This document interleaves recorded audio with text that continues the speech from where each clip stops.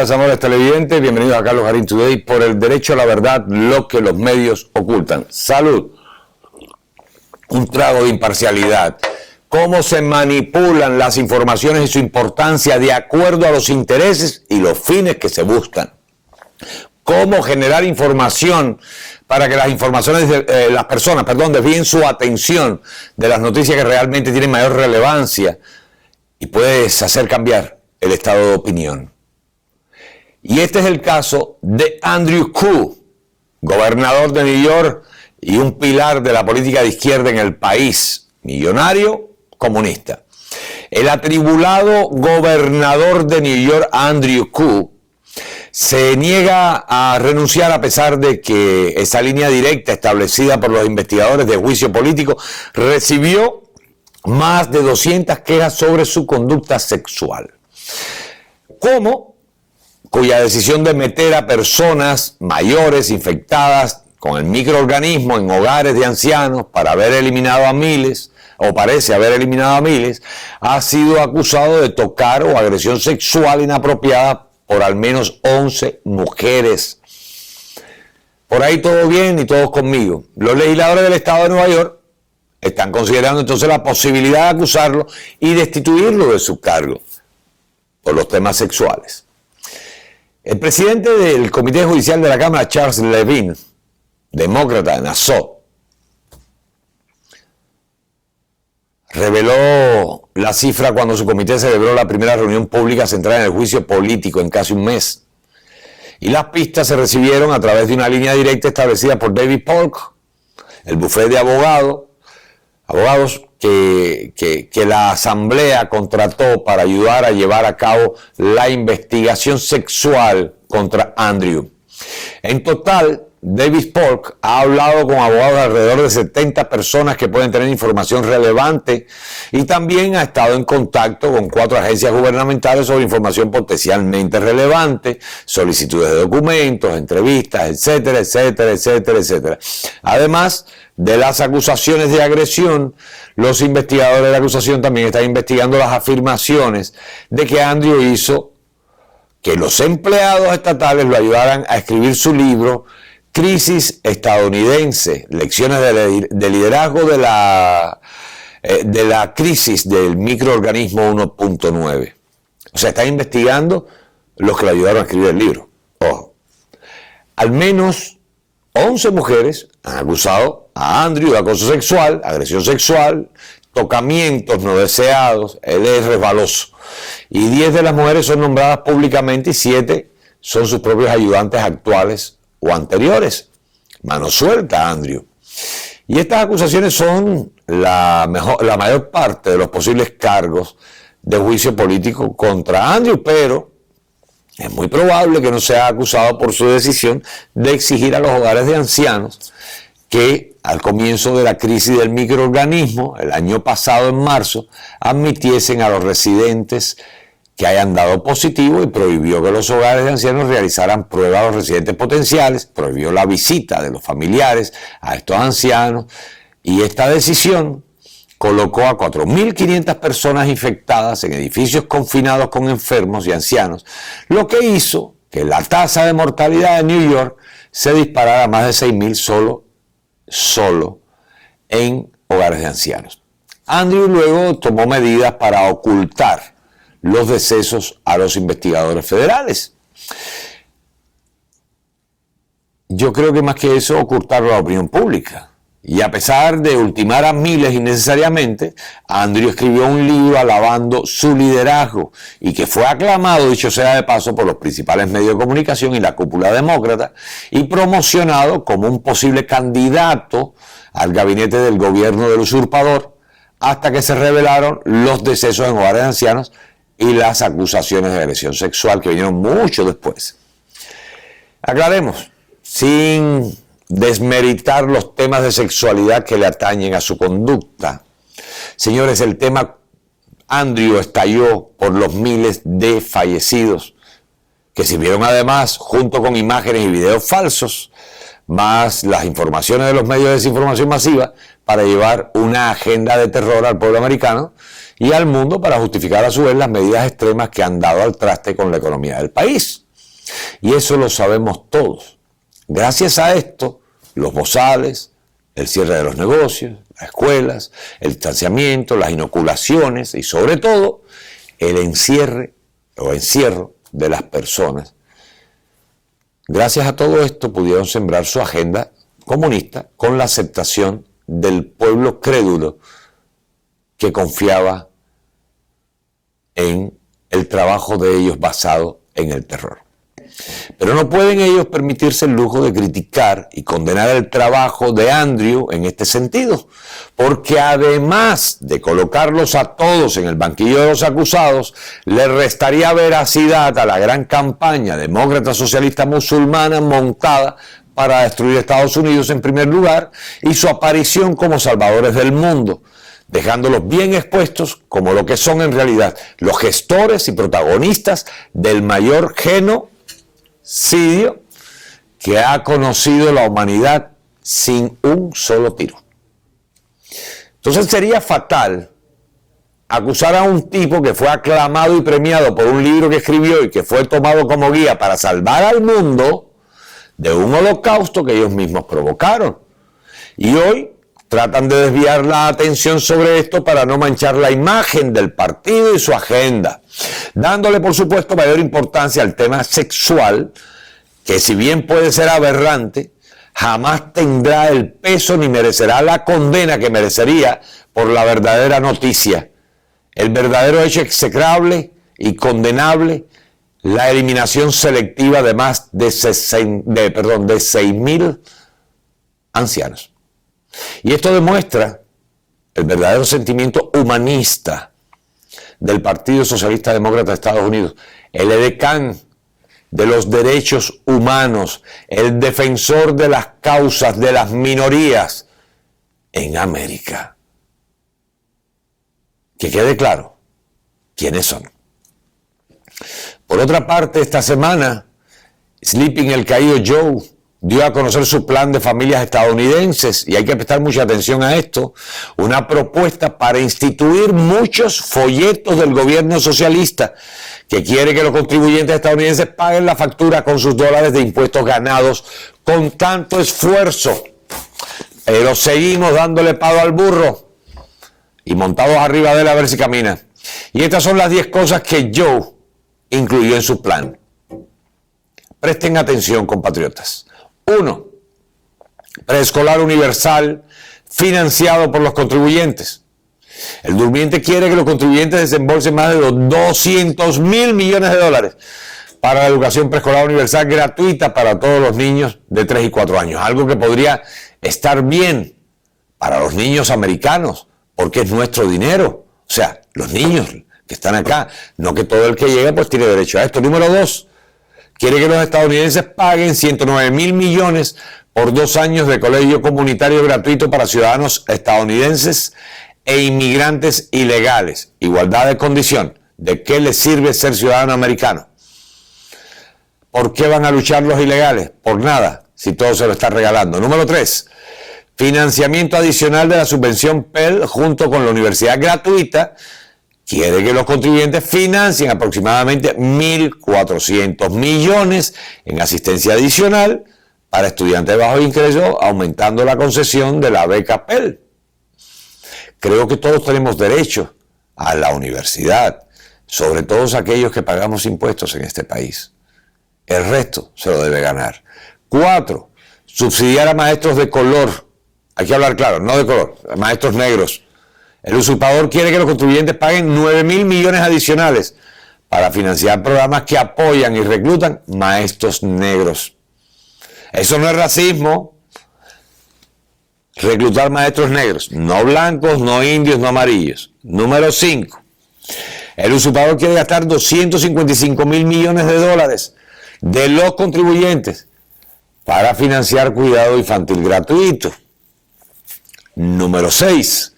El usurpador quiere que los contribuyentes estadounidenses financien 12 semanas de licencia pagada por enfermedad, seguridad paternal, familiar y personal, y 3 días de licencia por duelo por 1 año a partir del año 1 del programa. Este programa proporcionará a los trabajadores hasta $4.000 por mes con un mínimo de 2/3 del salario semanal promedio reemplazado, aumentando al 80% más para los trabajadores con salarios más bajos.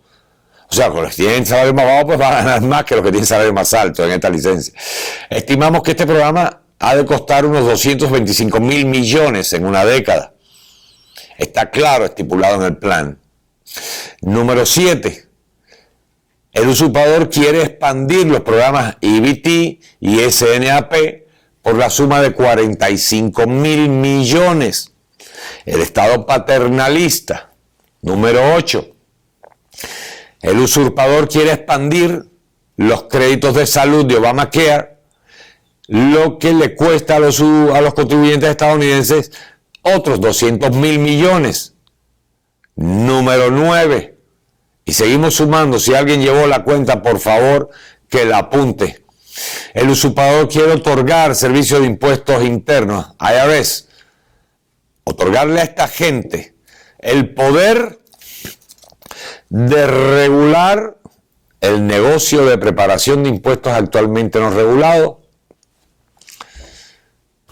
Según ellos, están acusando a la industria de una alta tasa de errores. Y así, realmente, lo que hacen es convertirse en juez y censor a la misma vez de todo lo relacionado con la economía, llevando a cabo la conocida política de centralismo democrático, que es el modelo comunista que concede al gobierno el poder total sobre la economía y por ende las personas. Número 10. La propuesta del usurpador aumentará los impuestos a los estadounidenses al 39,6%. Claro, ellos dicen para algunos estadounidenses y con eso se comen al resto. Ese resto, los de abajo, que solamente se dedicará a hacer la tarea de pagar el costo por el alza, el incremento de la vida. Aún así, muchos siguen apoyando este disparate llamado gobierno, escondiéndose detrás de la pantalla de ser hispanos, inmigrantes o negros o gays o LGBTQ o cualquier disfraz de minorías que les permita llevar este discurso que margina al resto de la sociedad, acusándolo de extremistas, racistas, etcétera, para poder apoyar la agenda que defienden, la destrucción de América. Todos estos planes conducen solamente a ese lugar. Y quiero aclarar algo antes de pasar al siguiente tema. Recordemos que el IRS realmente es una organización independiente que está radicada fiscalmente en Ponce, Puerto Rico, y que representa los intereses de la Reserva Federal. Es la herramienta de la Reserva Federal para poder cobrar los préstamos que le hacen al gobierno. Ellos descuentan de todo lo que cobran por los impuestos su valor y el resto se lo entregan al gobierno. Por esa razón este señor pues anda pidiendo plata y plata y plata y plata para regalar, porque al final de cuentas la pagamos nosotros. Pero de alguna forma tiene que incrementar el vuelto, lo que le queda a él, para poder seguir desbancando a esta, la nación de todos los americanos. Por otra parte, quiero hacer un análisis concienzudo sobre un tema que nos ocupa aquí en el terruño, la Florida, el sur de la Florida, pero a la vez vincula el interés nacional, dado la importancia, la connotación que tiene, la influencia que puede exigir, que puede ejercer este puesto a nivel federal, un puesto en el Congreso. Hablamos de la señora María Elvira Salazar, congresista por el Distrito 27 del Condado de Miami-Dade al Congreso de los Estados Unidos. Recordemos las elecciones pasadas y las anteriores, siempre hemos estado claros de quién es ella, una persona decente, indudablemente buena madre de familia, pero lo cortés no quita lo valiente. Sabemos, es alguien que toda la vida militó en organizaciones de izquierda, con el Partido Demócrata, y sin embargo se postuló para el Congreso como republicana gracias al endorso que le hiciera el senador Díaz Balar. Y la primera vez pues no ganó, le faltó el discurso, la verborrea que le hacía falta para ganar aquí en la Florida y convencer a la masa grande de votantes del condado de Miami-Dade de que ella era la persona indicada, pues iba a luchar por sus derechos. Y así, la segunda vez que se postula en el comicio anterior, pues llevó a su agenda el tema de la reunificación familiar de los cubanos, un tema que realmente ha cobrado mucha importancia precisamente por los grandes conflictos políticos, sociales que se han dado alrededor de él durante años. Algo que tenemos que estar claros los cubanos: el programa de ajuste cubano existe, no lo van a quitar. Sin embargo, dentro de la agenda socialista del traidor Barack, estuvo el plumazo en los últimos días de gobierno, donde quitó esta ley de pie seco, pie mojado, que fue instituida por otro demócrata, Bill Clinton, que en su momento lo criticamos muchísimo porque limitaba de cierta manera, o sea, fue como una enmienda al programa de ajuste cubano y lo convirtió en la opción de si llegaban a tierra americana, recibirían entonces el asilo. Claro, esto por supuesto dificultó en principio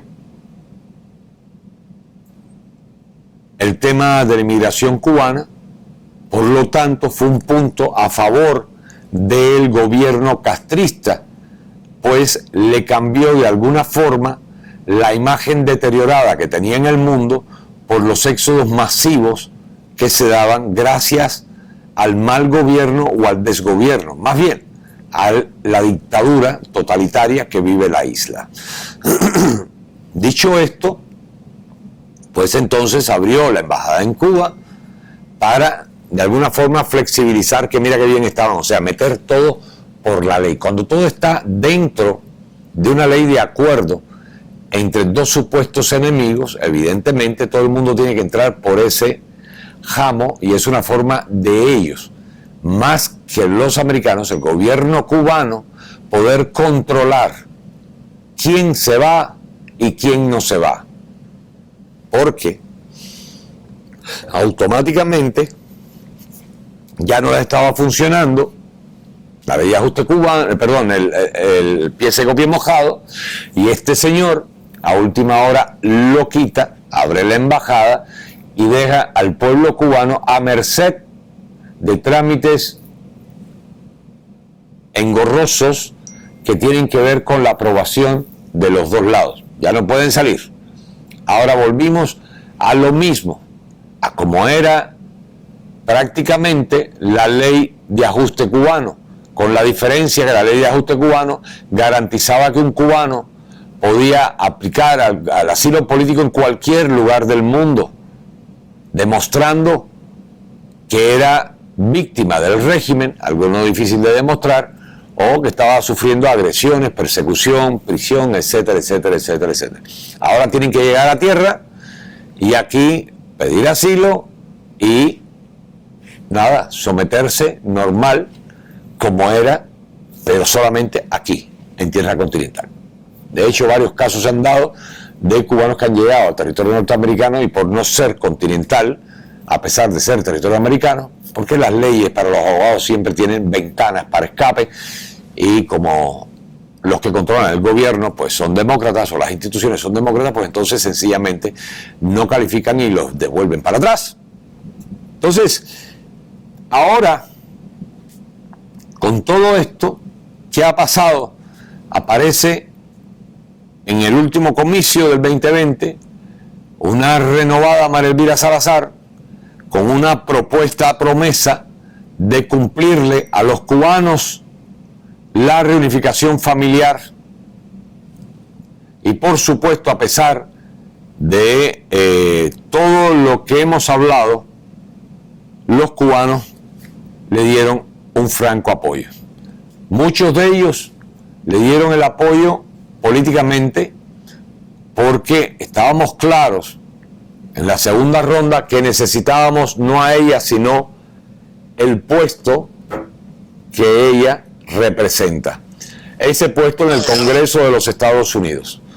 Ahora, por otra parte, ¿por qué los cubanos apoyaron a esta candidata?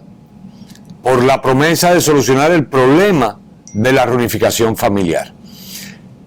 Dicho sea de paso, vamos a incluir algo interesante en la última manifestación que hubo para apoyar al candidato Donald J. Trump. Esta señora pues se presentó allí y recibió las críticas amplias de los cubanos porque su presencia fue, si se quiere, si analizamos profundamente, divisoria o más bien selectiva de acuerdo a sus intereses políticos. ¿Por qué decimos esto? Porque en esta manifestación, en lugar de hablar de su plataforma para los americanos, para nuestros intereses como ciudadanos residentes de este país, obvió toda su responsabilidad y compromiso aquí donde estamos luchando por evitar que el comunismo se imponga, y convirtió su presencia en un tema político cubano, lo que fue censurado por los mismos cubanos que le decían: usted es congresista de los Estados Unidos, usted no es congresista de Cuba. Pues bien, salvando esta pequeña acotación, volvemos a los hechos.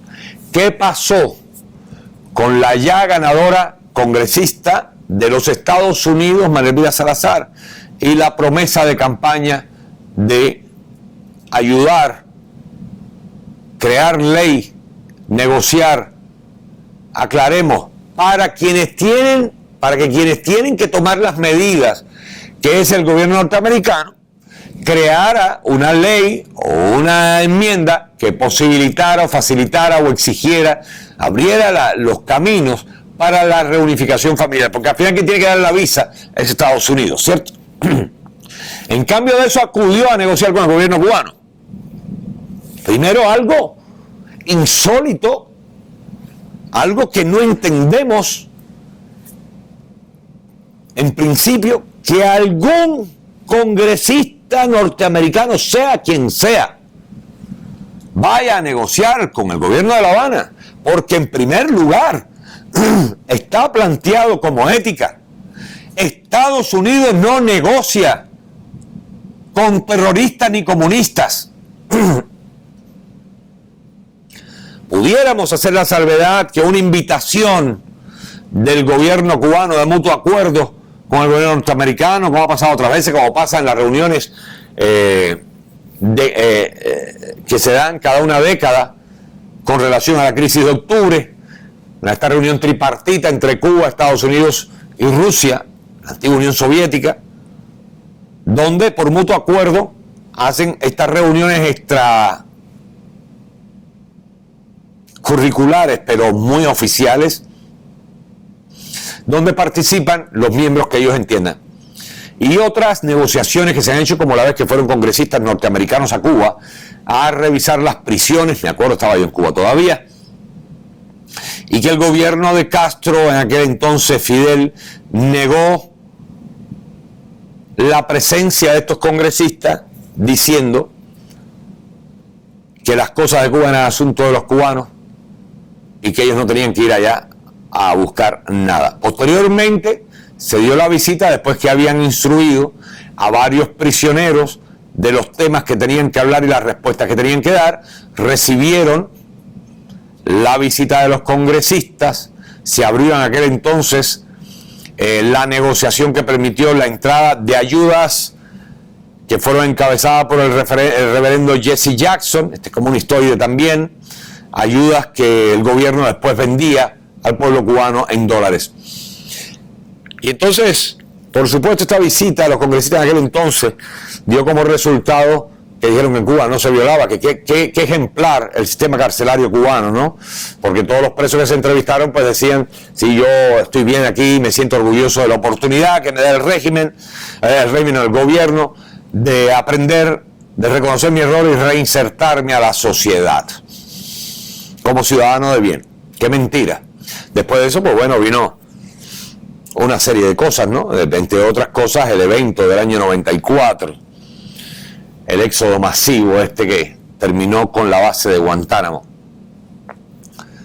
Solo a la base de Guantánamo 34, 35 mil personas llegaron en 3 días. Una cosa increíble.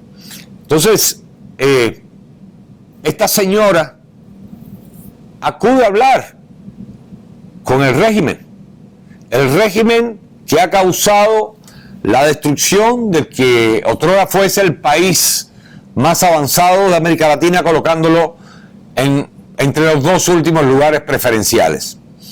Está compitiendo duro con Haití, aunque ahora ya Venezuela ahora es un trío, y Argentina está en el camino también, y Chile preparándose, por favor. Nicaragua, ni que hablar, pero está mejor que todo esto. Acude a hablar con este régimen, que es el que ha causado la división familiar. Acude a hablar con este régimen que ha causado miles o millones de víctimas fatales, letales, en 62 años de historia. A este régimen que tiene la mayor cantidad de prisiones per cápita en el occidente. A este régimen que exterminó la economía del país. A este régimen que la convirtió en una sociedad, una filosofía carcelaria. A este régimen que convirtió al ciudadano cubano en un ciudadano de quinta, dándole más valor al turista, al extranjero, que al nacional, lo mismo que está pasando aquí. A este régimen que conoció las Pascuas sangrientas, a este régimen que tuvo a bien tener entre sus principales y más codiciados hombres, admirados hombres por el mundo progresista, al comandante Ernesto Guevara de la Serna, el Che Guevara, tristemente célebre, conocido como el Chacal de la Cabaña, responsables de miles y miles de muertes por fusilamiento y por ultimación, además por su propia mano. Y estamos hablando desde antes incluso de que triunfara eso que llaman revolución. El régimen que persiguió a los gays, que persiguió a los jóvenes porque tenían pelo largo y los sometía a trabajo forzado, que perseguía a la gente que iban a las iglesias, pero las dejó abiertas, estrategia de Fidel. No las cierres, así le dijo a Chávez, no las cierres, pero mira todo el que va. Persiguió a la gente que tenían íconos religiosos en sus casas. Obligó a los niños a trabajar como esclavos gratuitamente en las escuelas, al campo, y los que no tenían escuela, las becas, pues tenían que ir una vez 45 días al año a trabajar gratis para el régimen. El régimen que le quitó los sueños a los cubanos, que le robó el futuro a los cubanos, que les privó del derecho a progresar, al desarrollo. El régimen que los cerró del mundo, privándolo de las libertades más elementales del ser humano, partiendo por la libre expresión. El régimen que construyó una prensa dictatorial, parte del gran censor político del Partido Comunista, para poder educar a la par de los sistemas escolares que violaron la historia del país, convirtiéndola en una agenda de doctrina favorable a su ideología, para crear lo que ellos llamaron al hombre nuevo, los pinos nuevos, estas nuevas generaciones que tenemos hoy, que desgraciadamente la mayoría no tienen idea de a qué pertenecen, pues lo primero que le borraron fue su orgullo de pertenencia por una historia inherente que les permitan sentirse parte de algo contundente como la cubanía. El régimen que llevó a las familias a apedrear a sus propias familias por el simple hecho de que no soportaban más vivir bajo la dictadura y decidieron en el año 80 tomar su propia decisión de emigrar. El régimen que gracias al apoyo del gobierno demócrata de Jimmy Carter abrió el puerto del Mariel, pero no para el bien de los cubanos, sino como válvula de escape para poder liberar a todo aquello que ellos llamaban lacra, todos los que estaban mostrando el descontento con la misma dictadura y que se expresó abiertamente con la toma de la embajada del Perú y que posteriormente comenzó a generar estado de opinión en las personas que siguieron entrando a esa embajada hasta llegar a la cifra de 11.000 personas y seguía creciendo el número. Por eso crearon cordones policiales y militares alrededor de manzanas y manzanas de la embajada del Perú. Por supuesto acudió el benevolente gobierno demócrata para apoyar no a los cubanos, sino a la revolución y sacarlo del problema del rescate. Lo mismo que hizo en el año 94. El régimen que por pensar diferente nos catalogó como gusanos, apátridas, traidores. El régimen que encarceló a miles de personas por intentar abandonar su dictadura. El régimen de los trabajos forzados. El régimen de las guerras mercenarias a expensa del costo de la vida de miles de cubanos. El régimen que a pesar de cobrar por ello, tuvo la desvergüenza de en la década del 80 repatriar cajas vacías con nombres de fallecidos para remover el dolor de un pueblo que se esforzaba por borrar aquello que ellos llamaron gesta histórica en defensa de los principios del socialismo internacional y que tuvo como costo solamente en Angola más de 26.000 preciosas vidas cubanas. Ese régimen de la persecución diaria a través de los comités de defensa de la revolución, la Federación de Mujeres Cubanas, la Central de Trabajadores de Cuba, tentáculos del Departamento de Seguridad del Estado. Ese régimen que ha fusilado a cubanos heroicos que han tratado de luchar por darle al pueblo cubano una verdadera democracia. Ese régimen que ha convertido en héroes premiados a asesinos consumados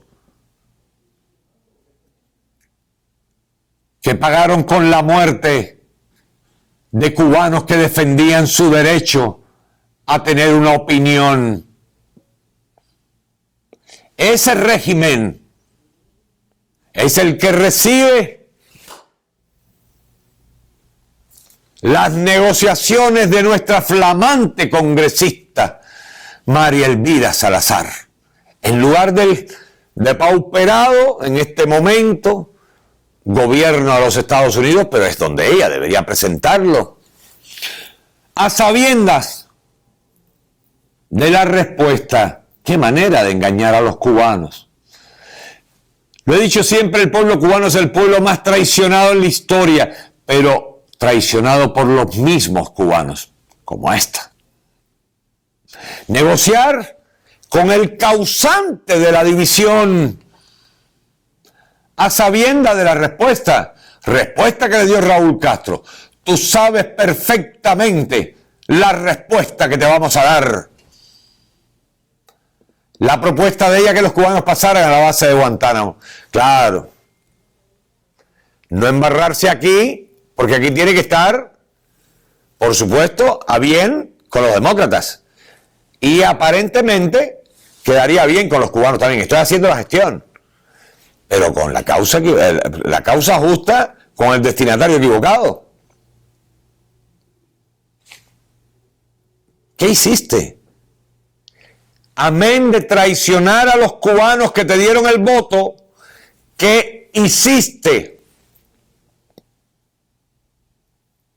¿Por qué tu negativa a presentarlo como resolución, como ley, como propuesta en el Congreso de los Estados Unidos, representando dictamente tu investidura como congresista que te dio el pueblo de Miami, planteando su preocupación, sus deseos, sus miedos, las soluciones para esto? No. Porque quizás sería mal mirada, porque ahora lo que está de moda es la agenda progresista, donde todo lo que apesta a comunismo es lo que es correcto o políticamente correcto. Ustedes se han convertido en personas corcho que pretenden estar a bien siempre en cualquier agua. Es tiempo de definiciones. Es tiempo de definiciones.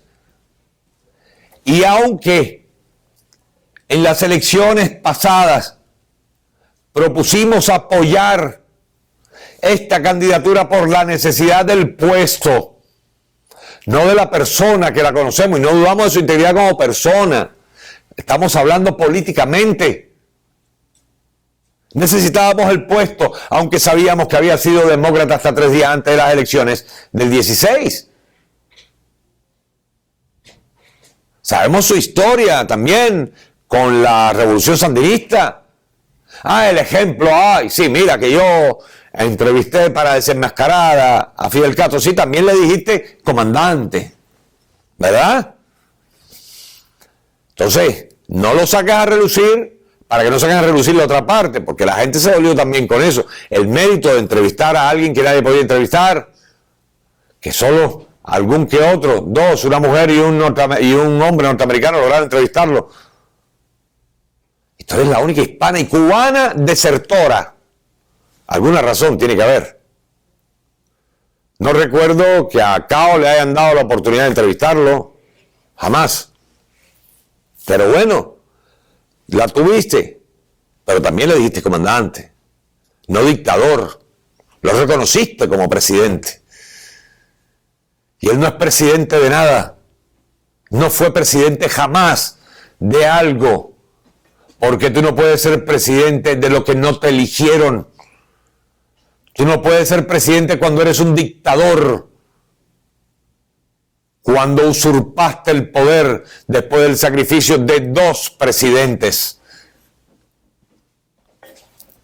Y luego el puesto a dedo, no actual sino el anterior, perdón, el heredero del trono, que sigue siendo el mandamás, y el puesto a dedo que es un muñecón. Y vas a negociar con ellos cuando no son ellos los que otorgan las visas. ¿Cuál es el sentido de negociar con el régimen despótico y tiránico de Cuba, que directamente ha asesinado a miles de personas e indirectamente ha causado la muerte de otros miles en el estrecho de la Florida, gracias a su agenda dictatorial comunista que ha llevado al pueblo cubano a los últimos, pero últimos medios de subsistencia? ¿Qué hace una congresista republicana negociando con un gobierno comunista dictatorial? La semana pasada se organizó esta manifestación no política, organizada por las mismas familias traicionadas. ¿Qué esperaba? ¿Que se quedaran callados?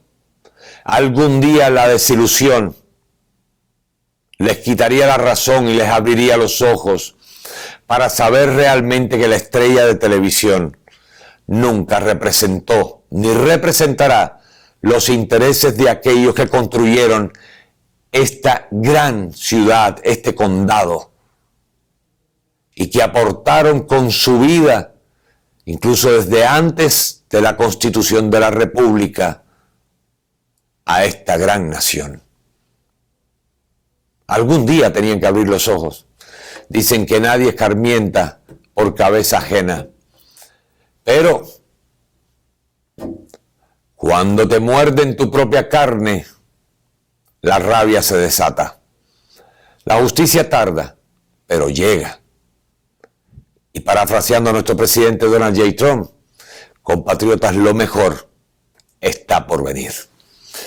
Nos vemos de cara a las elecciones.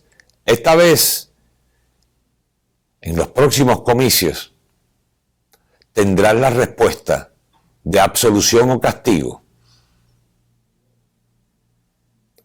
Llegará la gran guillotina política a decapitar a todos los que han salido del pantano cuando bajó la marea y creyeron que podían subir por las raíces y los troncos de la sociedad. Están expuestos y como expuestos serán juzgados. Que Dios los bendiga. Hemos tenido un gran placer en trabajar para ustedes.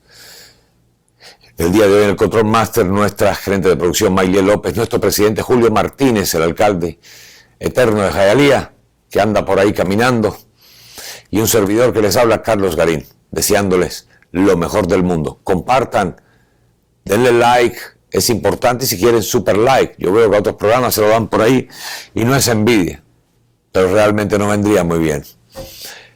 Que Dios bendiga a nuestro presidente Donald J. Trump. God bless America, compatriotas. Hasta siempre.